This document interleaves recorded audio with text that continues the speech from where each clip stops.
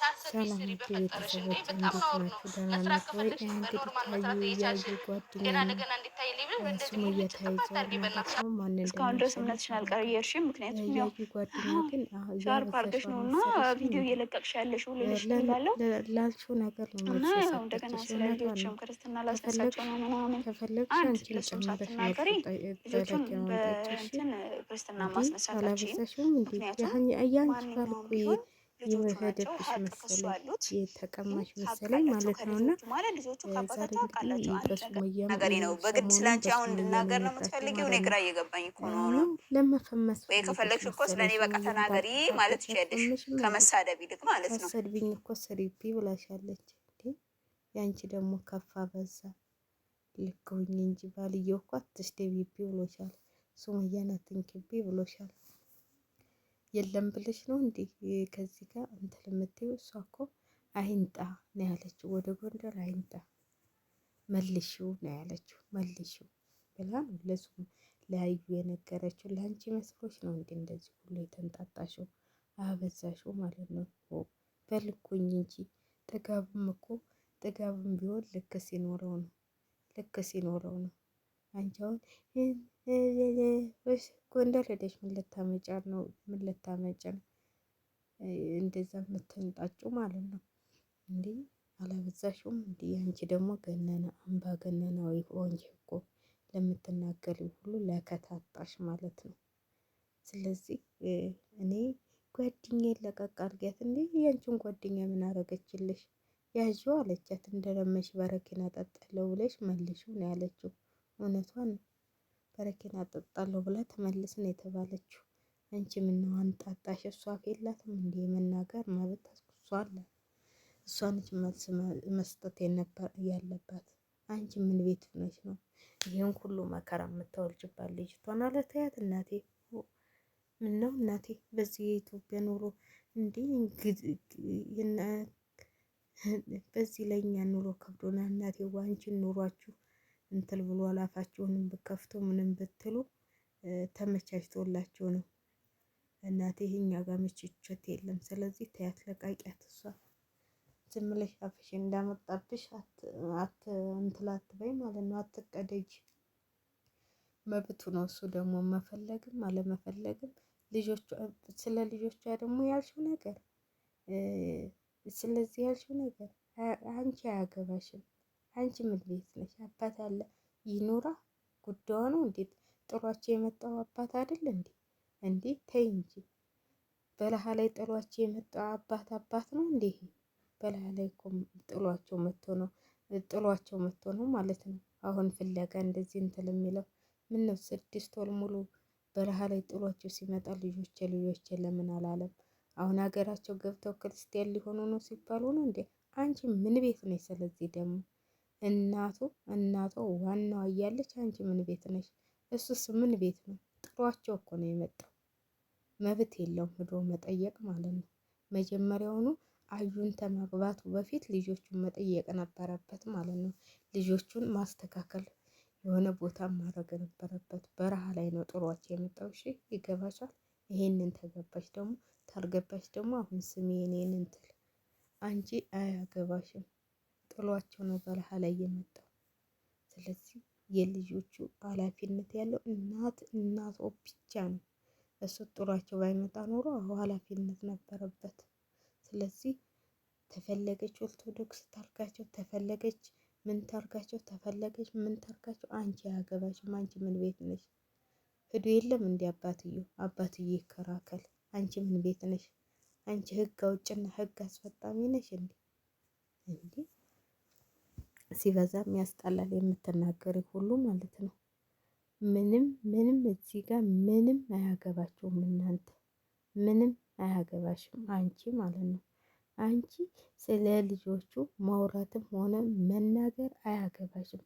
ሰይድ ራሱ ይህምን በረሃ ላይ ጥሏቸው ሲመጣ ልጆቼ ያላሉ አሁን ሀገሯ ይዛቸው ስገባ ልጆቼ ብሎ መፈለግ የጀመረው እዛም እኮ ቢሄድም የመንም እኮ የሚያስተካክለው ኑሮ ነው እንጂ ለልጆቹ አስቦ አይደለም ማለት ነው።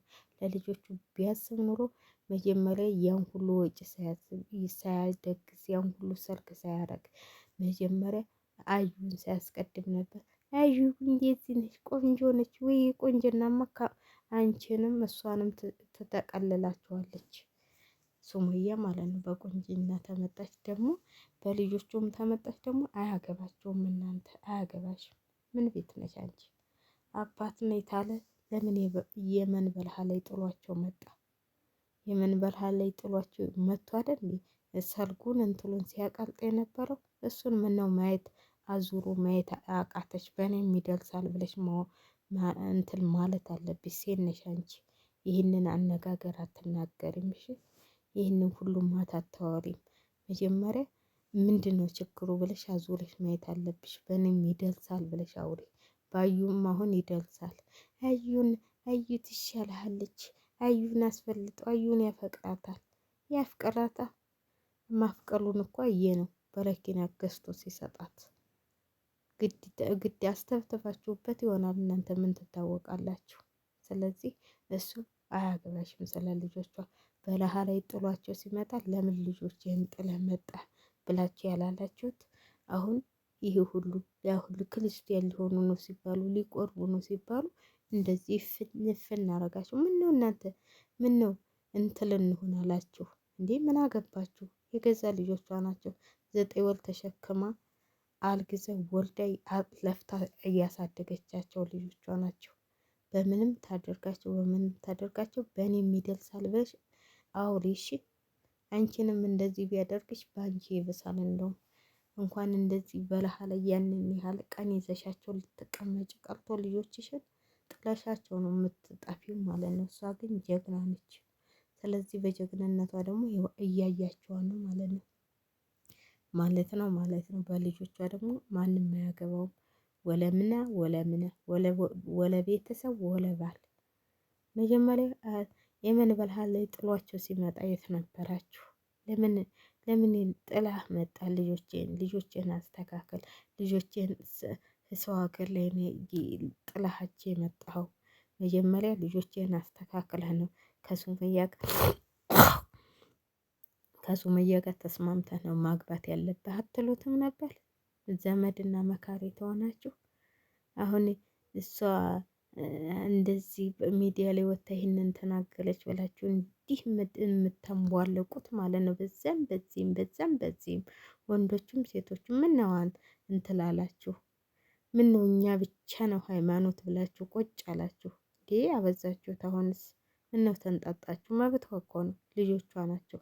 ተፈለገ ክርስትና ታስነሳቸው፣ ተፈለገች ምን ታደርጋችሁ? ምንም አያገባችሁም።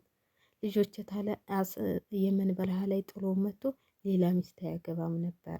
ይህንን አዞራችሁ ለምን አላያችሁትም? ሁላችሁም ሚዲያ ላይ ወጣችሁ የምታወሉት ማለት ነው።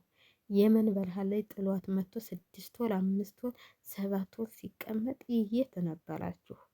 የት ነበራችሁ? ይህንን ምክር ለምን አልመከራችሁትም? ድሮውኑ ልጆችን መጀመሪያ ልጆችን ቦታ ሲስ ለምን አላላችሁትም? ለምን ስታዳንቁ አልነበላችሁ እንዴ? ምን ችግር አለው ብታገባ፣ ምን ችግር አለው እንትን ብትል እያላችሁ አልነበር እንዴ?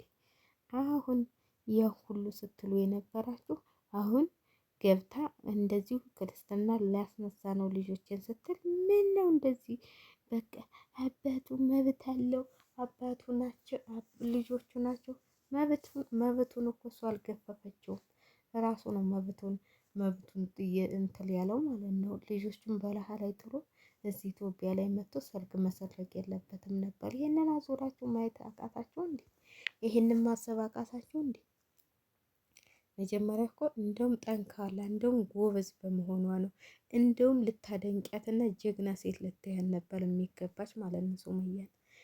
እናንተ ብኮኑ ወይም አዩ ብኮን ወይም አንቺ ብኮኝ ታስታውቃላችሁ። እንኳን 2 ልጅ 1 ልጅ ይዛችሁ አትመጡም ከየመን በረሃ ማለት ነው። እሷ በመሆኗ ነው ልጆቿን ይዛ የመጣችው። 6 ወር ምናምን ተቸግራ በዛ ላይ ቀላል መሰለሽ እንዴ? ስደት ላይ ያላየ ግን ምንም አይመስለውም። ስለዚህ ተዋት እንዴ የፈለገችውን ታርጋቸው ልጆቿን። ያንን ቢያስብ ኑሮ እሱን ብታስቡ ኑሮ ልጆችህን እንደዚህ